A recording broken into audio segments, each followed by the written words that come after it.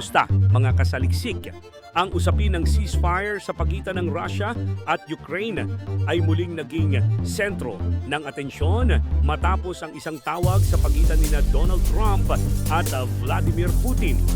Sa kabila ng matagal ng panawagan ng Estados Unidos at Ukraine para sa isang pansamantalang tigil putukan, nanindigan si Putin sa kanyang matigas na pagtanggi, maliban na lamang kung tutuparin ng Ukraine ang mahigpit na mga kondisyong itinakda ng Kremlin. Hindi ito ang unang pagkakataon na isinantabi ng Russia ang posibilidad ng kapayapaan, ngunit sa pagkakataong ito, mas naging malinaw ang estratehikong motibo sa likod ng kanilang mga kahilingan. Ang naging sagot ng Russia ay tila isang mapanlilang na taktika upang hindi lamang ipakita sa mundo na bukas sila sa negosasyon, kundi upang mapanatili rin ang kanilang kalamangan sa digmaan. Isa sa mga pangunahing dahilan kung bakit tinanggihan ni Putin ang ceasefire ay ang kanyang pananaw na mas makikinabang ang Russia kung magpapatuloy ang opensiba sa kasalukuyang estado nito. Ayon sa Kremlin, ang tanging paraan upang magkaroon ng kahit pansamantalang tigil putukan ay kung titigil ang Ukraine sa pagpapalakas ng kanilang puwersa. Kabilang sa mga kondisyon ni Putin, ang ganap na pagpapatigil sa mobilisasyon ng mga sundalo sa Ukraine, pagpapatigil sa anumang pagsasanay ng mga ito, at ang pagtigil ng pagtanggap ng anumang tulong mula sa ibang bansa. Sa madaling salita, nais ng Russia na hindi lamang pansamantalang huminto ang labanan, kundi siguraduhing mahina ang kakayahan ng Ukraine upang lumaban sakaling magpatuloy ang opensiba ng Moscow sa hinaharap. Bagaman maaaring tingnan ang alok na ito bilang isang hakbang patungo sa kapayapaan, hindi ito tinanggap ng Ukraine at ng Estados Unidos. Para sa kanila, hindi makatotohanan at hindi katanggap-tanggap ang mga hinihinging kondisyon ni Putin. Ang ganitong mga kondisyon ay hindi naglalayong magkaroon ng patas na tigil putukan, kundi isang paraan upang ilagay ang Ukraine sa isang mas mahirap na kalagayan bago pa man magpatuloy ang anumang negosasyon. Para sa Ukraine, isang malaking kahangalan ang pagtigil sa pagtanggap ng tulong mula sa mga kaalyado habang patuloy na nananatili ang presensya ng mga sundalong Ruso sa kanilang teritoryo. Ang ganitong estratehiya ng Russia ay malinaw na nagpapakita na hindi talaga sila handang huminto sa digmaan. Bagkus, ito ay isa lamang paraan upang maagang maparalisa ang kakayahan ng Ukraine na ipagtanggol ang sarili nito. Bukod sa hindi makatotohanang mga kondisyon, isang malalim na taktikal na hakbang ang nakikita sa estratehiyang ito ni Putin. Hindi niya tunay na ninanais ang isang ceasefire na makikinabang din ang Ukraine. Sa halip, ang ceasefire na nais niya ay isang ganap na pagsuko ng Ukraine sa pamamagitan ng paghina nito sa militar, ekonomiya at suporta mula sa iba pang bansa. Habang inihahain ng Russia ang ideyang ito sa mata ng pandaigdigang komunidad bilang isang hakbang patungo sa kapayapaan, ito ay isang mapanlinlang na maniobra upang mas madaling mapasakamay ng Russia ang mga estratehikong bahagi ng Ukraine. Kapag tinanggap ng Ukraine ang ganitong kasunduan, mawawalan ito ng kakayahang lumaban sa anumang posibleng atake sa hinaharap. Mas magiging madali para sa Russia na lumalim pa ang paglusob nito sa teritoryo ng Ukraine, lalo na kung wala ng kasalukuyang mobilisasyon, pagsasanay at tulong mula sa ibang bansa. Hindi rin maikakaila na sa pag-usbong ng isyong ito, isang malaking kasinungalingan ang naibunyag mismo ni Putin. Ilang linggo lamang bago ang usaping ito, mariing itinanggi ng Foreign Minister ng Russia na sila ay umaatake sa energy infrastructure ng Ukraine. Ngunit, sa gitna ng pag-uusap ni Putin at Trump, kinumpirma mismo ng Pangulo ng Russia na titigil sila sa mga ganitong pag-atake. Sa madaling salita, Hindi direktang inamin ni Putin na nagsinungaling ang kanyang foreign minister, ngunit ang kanyang pahayag ay malinaw na nagpapatunay na ang Russia ay matagal nang umaatake sa mga mahahalagang infrastruktura ng Ukraine, lalo na ang mga energy facilities na mahalaga sa kanilang kabuhayan. Ito ay isang matibay na ebidensya na ang Russia ay may kasaysayan ng pagsisinungaling upang mapanatili ang kanilang interes sa digmaan. Ang ganitong hakbang ay hindi lamang nagpapakita ng pagnanais ni Putin na mapanatili ang kanyang kontrol sa sitwasyon, kundi isang patunay na ang kanyang pamahalaan ay hindi tapat sa pandaigdigang komunidad pagdating sa negosasyon ng kapayapaan. Sa kabila ng kanyang mga pahayag tungkol sa pagtatapos ng labanan, ang tunay niyang layunin ay gawing mas mahina ang Ukraine upang mas mapadali ang kanyang mga susunod na hakbang. Ang pagtigil ng Russia sa pag-atake sa energy infrastructure ng Ukraine ay isang indikasyon lamang ng pansamantalang taktika upang mapabango ang imahe ng Moscow sa mata ng mundo. Subalit, hindi ito nangangahulugan ng tunay na intensyon ng Russia na makipagkasundo para sa pangmatagalang kapayapaan. Sa pangkalahatan, ang matigas na pagtanggi ni Putin sa ceasefire kasabay ng kanyang hindi makatotohanang mga kahilingan ay patunay na hindi pa rin handa ang Russia na makipagkasundo ng patas sa Ukraine. Ang kanyang mga kondisyon ay hindi lamang nagpapakita ng kawalan ng interes sa tunay na kapayapaan, kundi isang malinaw na estratehiya upang gawing mas mahina ang Ukraine bago pa man magpatuloy ang anumang negosasyon. Sa kabila ng mga pagsisikap ng ibang bansa na maghanap ng paraan upang matapos ang labanan, ang Russia ay patuloy na gumagamit ng mga mapanlinlang na taktika upang mapanatili ang kanilang dominasyon sa rehiyon. Habang hindi pa nagbabago ang posisyon ng Kremlin, nananatiling mahirap abutin ang tunay na kapayapaan sa pagitan ng dalawang bansa.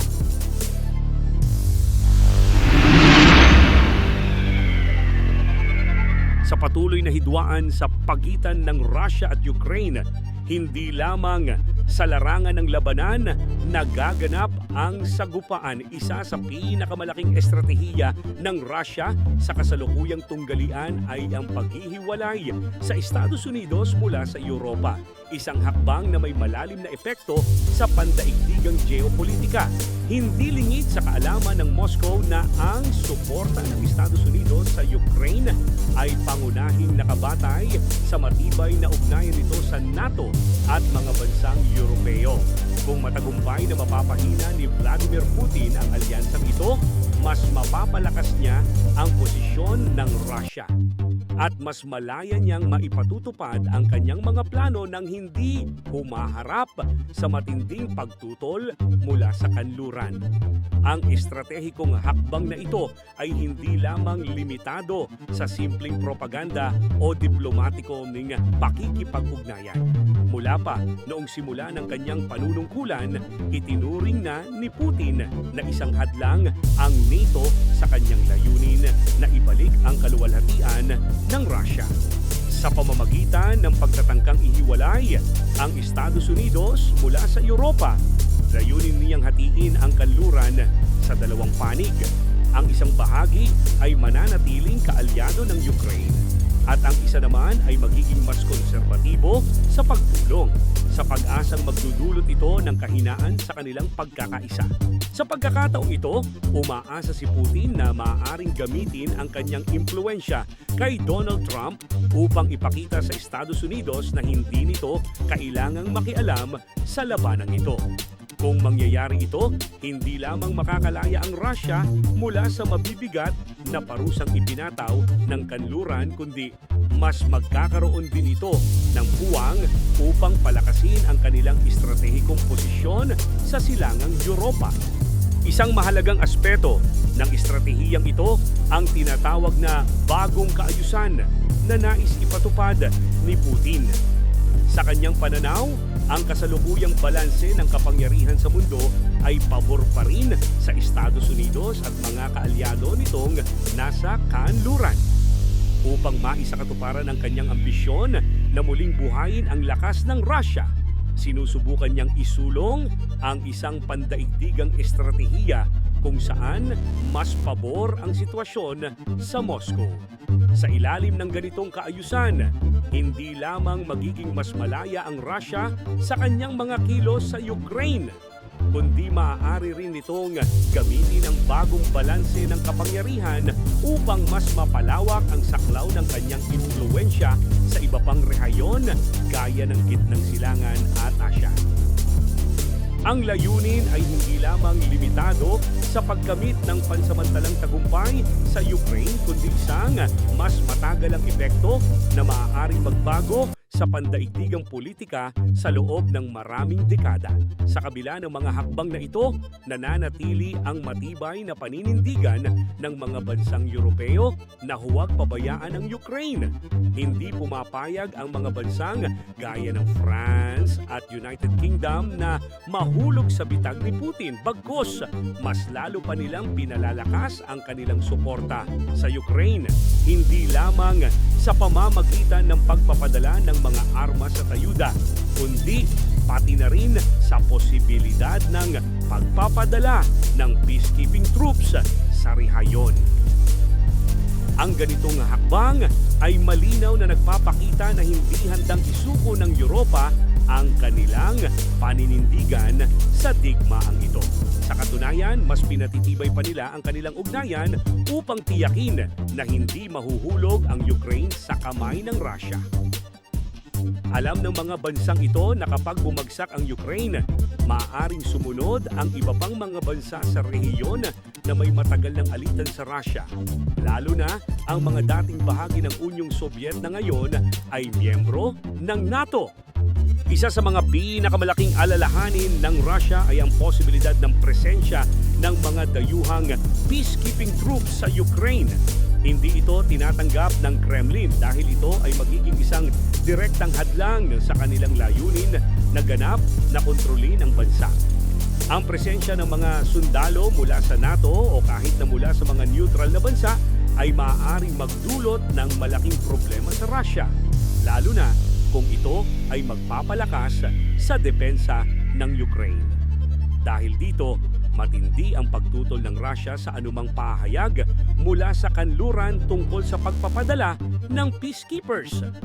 Para kay Putin, ito ay isang banta sa kanilang layunin na gawing isang puppet state ang Ukraine. Hindi nila nais na magkaroon ng anumang dayuhang puwersa na maaaring pumigil sa kanilang mga plano o magbigay ng panibagong depensa sa pamahalaan ng Kyiv. Bukod sa issue ng Ukraine, isa pang mahalagang aspeto ng naging pag-uusap ni Trump at Putin ay ang usapin ng seguridad sa rehiyon. Hindi lamang limitado sa Europa ang saklaw ng kanilang diskusyon. Napag-usapan din ang seguridad sa Black Sea, ang pagpapahinto ng pag-develop ng mga nuclear weapons at iba pang mga usaping maaaring magkaroon ng malawakang epekto sa pandaigdigang kapayapaan. Sa mga nakalipas na taon, naging sentro ng tensyon ang Black Sea dahil sa mga aksyon ng Russia upang palawakin ang kanilang impluwensya sa rehiyon. Dahil dito, binabantayan ng Estados Unidos at Europa ang anumang kilos ng Moscow upang hindi lumawak ang kanilang kontrol sa estratehikong bahagi ng mundo. Isa rin sa mga pinakamahalagang puntong tinalakay ay ang patuloy na pagbabanta ng nuclear proliferation.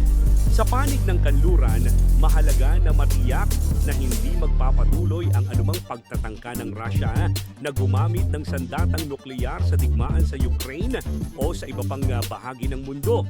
Dahil dito, napagkasunduan na dapat magkaroon ng mas masusing negosasyon upang mapanatili ang pandaigdigang seguridad at maiwasan ang anumang senaryo na maaaring humantong sa isang mas malawakang tunggalian. Ngunit ang tanong, gaano nga ba kaseryoso ang Russia sa usaping ito? Maraming eksperto ang naniniwala na ginagamit lamang ito ni Putin bilang panakot upang mapuwersa ang kanluran na umatras at pumayag sa mas paborableng negosasyon para sa Moscow. Sa pangkalahatan, malinaw na ang kasalukuyang estratehiya ng Russia ay hindi lamang nakatuon sa digmaan sa Ukraine, kundi sa mas malawak na layunin ng muling pagpapalakas ng kanilang geopolitical na posisyon sa pamamagitan ng pagtatangkang paghiwalayin ang Estados Unidos at Europa. Isinulong ni Putin ang isang bagong kaayusan kung saan mas madali niyang maipapatupad ang kanyang mga plano ng walang hadlang mula sa kanluran. Ngunit sa kabila ng kanyang mga pagsisikap, hindi handa ang Europa na pabayaan ang Ukraine at ang kanilang sariling seguridad. Patuloy nilang ipinapakita ang kanilang determinasyon na hindi hayaang manaig ang Russia sa digmaang ito. Gayon din, nananatili ang usapin ng seguridad bilang isang mahalagang isyu sa pandaigdigang politika, isang bagay na magpapatuloy na pagtalunan sa mga darating na taon. Ang lahat ng ito ay nagpapatunay na ang digmaan sa Ukraine ay hindi lamang simpleng labanan sa pagitan ng dalawang bansa.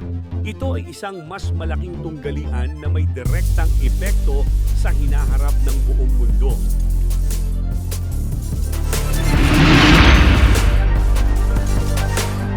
Sa gitna ng patuloy na hidwaan sa pagitan ng Russia at Ukraine, isang malaking dagok sa Kremlin ang naganap nang paslangin ang isang matalik na kaibigan ni Vladimir Putin at isa sa mga leader ng isang Russian mercenary group malapit mismo sa Kremlin. Ang asasinasyong ito ay hindi lamang simpleng krimen, kundi isang malinaw na mensahe sa mga makapangyarihang personalidad sa loob ng gobyerno ng Russia. Ang pagkamatay ng isang opisyal na may malapitang koneksyon kay Putin ay nagdulot ng matinding pangamba sa iba pang Kremlin elites na ngayon ay nag-aalalang maaari silang sunod na maging target. Ang ganitong uri ng pag-atake ay nagpapakita ng matinding alitan sa loob mismo ng Russia. Isang bagay na maaaring maging palatandaan ng lumalawak na hidwaan sa loob ng pamahalaan at ng lumalakas na boses ng mga hindi nasisiyahan sa pamamalakad ng rehimeng Putin. Habang walang direktang kumpirmasyon kung sino ang may kagagawan ng pagpatay, lumulutang ang espekulasyon na maaaring ito ay mula sa loob mismo ng Russia na nangangahulugan ng posibleng paghihimagsik mula sa mga hindi na sumusuporta sa kasalukuyang pamumuno. Bukod sa asasinasyong ito, lumalawak ang ebidensya na nagpapakitang may lumalaking bilang ng mga Russian nationals na tumutulong sa Ukraine upang maisagawa ang mga pag-atake sa loob mismo ng Russia. Ang mga aktibidad na ito ay hindi na lamang simpleng pagprotesta o lihim na pagsuporta sa Ukraine. Mismong mga operasyon na may layuning humina ang Russia sa pamamagitan ng pagsabotahe sa kanilang infrastruktura, logistik at militar. Ilang kaso na rin ng sunog, pagsabog at iba pang mga uri ng pag-atake ang naitala sa loob mismo ng teritoryo ng Russia na itinuturing na gawa ng mga puwersang hindi pabor sa Kremlin. Ang lumalawak na internal na paglaban ay isang malaking suliranin para kay Putin, lalo na't nagmumula ito sa loob mismo ng kanyang bansa. Sa isang bansang mahigpit ang kontrol sa impormasyon at seguridad, ang pagkakaroon ng mga ganitong uri ng aktibidad ay nagpapahiwatig na may seryosong bitak na sa pundasyon ng kanyang pamumuno. Ang posibilidad na mismong mga Russian ang nagiging bahagi ng mga atake laban sa gobyerno ay nagpapakita ng pagkapagod ng ilan sa patuloy na digmaan na hindi lamang sumisira sa Ukraine kundi nagpapahirap din sa sariling mamamayan ng Russia. Isa pang matinding dagok sa Russia ang pag-atake sa tinatawag na Shadow Fleet, ang lihim na operasyon ng Kremlin upang maituloy ang kanilang oil exports sa kabila ng mahigpit na mga parusang ipinataw ng kanluran.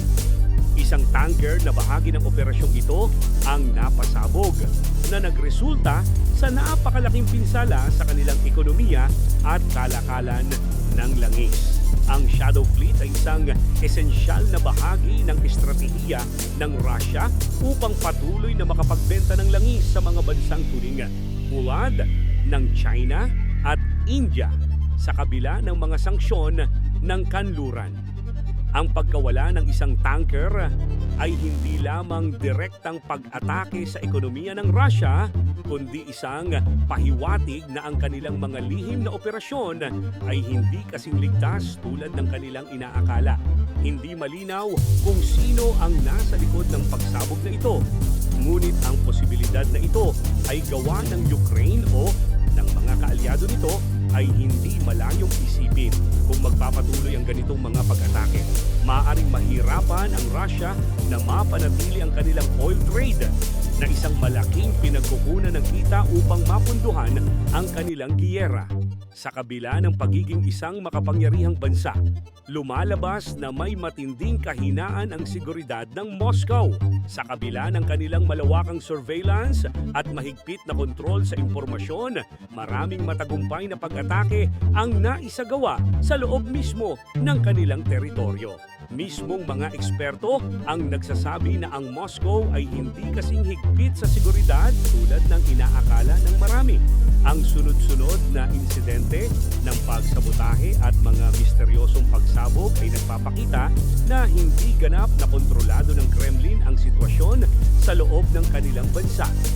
Ang mga pangyayaring ito ay isang indikasyon na kahit sa loob ng Russia, marami ang hindi sumusuporta sa patuloy na kampanya ng Kremlin laban sa Ukraine.